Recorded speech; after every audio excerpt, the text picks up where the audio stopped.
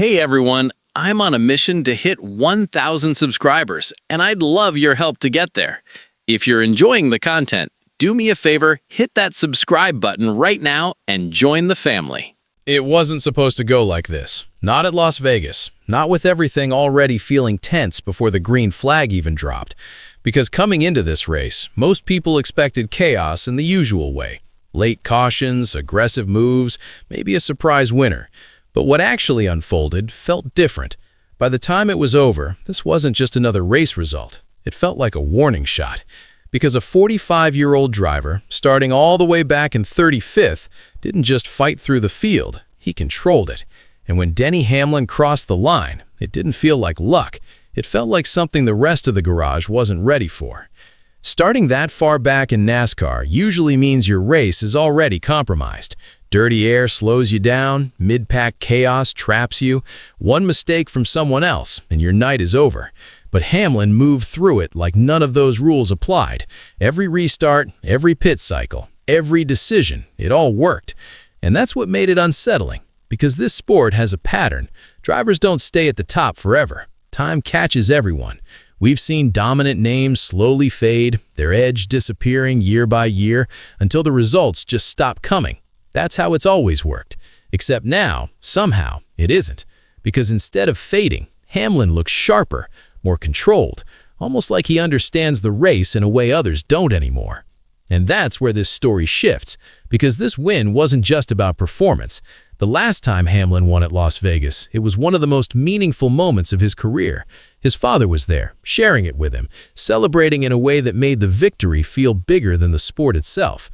But the offseason changed everything. Losing his father wasn't just a personal loss. It was something that follows you into every lap, every decision, every quiet moment inside the car.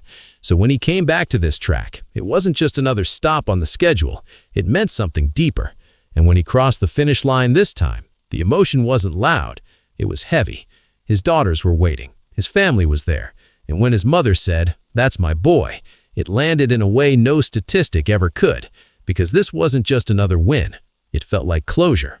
But while that moment was unfolding in victory lane, something else was building just a few garages away. Because if you only looked at the results, nothing seemed unusual. Chase Elliott pushed hard and finished second. William Byron stayed consistent in third. Kyle Larson showed flashes of speed again, but still couldn't break a now growing winless streak that's starting to raise questions. On paper, it all looked like a typical race weekend, but the real story didn't show up in the standings. It showed up after the engines shut off. It started with a moment that didn't seem like much. A tight pass, no contact, just aggressive racing, the kind you see every single week. But on the cool-down lap, something changed.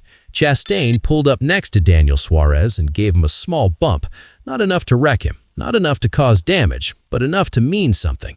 And Suarez understood exactly what it meant, because when they got back to pit road, he didn't hesitate. He walked straight over, calm but direct, looking for an answer. But before anything could even be said, Chastain shoved him. Just like that, everything escalated. Crew members rushed in, officials stepped between them. What could have turned into something much bigger got stopped early, but the tension didn't disappear. And afterward, Suarez said something that stuck. He called their relationship a little weird. Not explosive, not dramatic, just weird. And sometimes that says more than anything else, because that kind of comment doesn't come from one moment.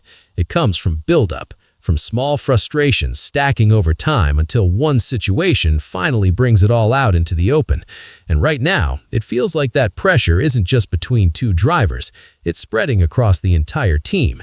Because Trackhouse Racing doesn't look the same anymore. Not long ago, they felt like the future of NASCAR. Fast, aggressive, unpredictable in the best way. Every weekend, it felt like they were on the edge of becoming something bigger. But now, something feels off. The speed isn't consistent, the results aren't there, and more importantly, the confidence looks shaken. Through the first stretch of races, nothing seems to be clicking the way it used to, and Vegas might have exposed that more than any other race so far. The numbers only make it clearer.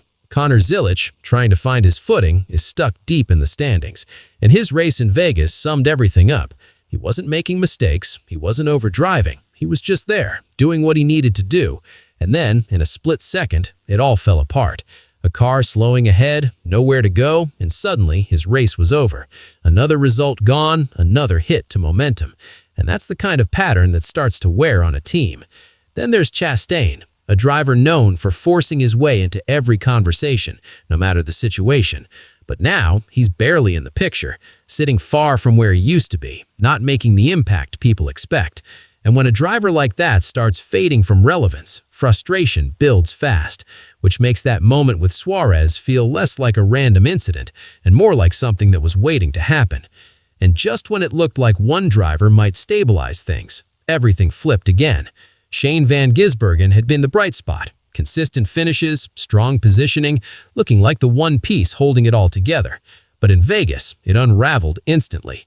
Lap 1, a single issue, and the entire race was gone. No recovery, no chance. From a strong position in the standings to suddenly being pushed back into uncertainty, all in one moment. And that's when it stops feeling like bad luck. That's when it starts looking like a pattern. Because when mistakes, misfortune, and tension all show up at the same time, people start asking bigger questions. And around the garage, there's already talk. Not confirmed, not proven, but definitely being discussed. Some are starting to wonder if certain teams are falling behind in ways that go beyond driving. Setup gaps, performance differences, alliance questions, the kind of things that don't show up on the surface, but can change everything underneath. It's all speculation for now, but the fact that it's being talked about at all says a lot. And when you put all of that next to what Hamlin is doing, the contrast becomes impossible to ignore. One side of the garage looks calm, controlled, executing at the highest level.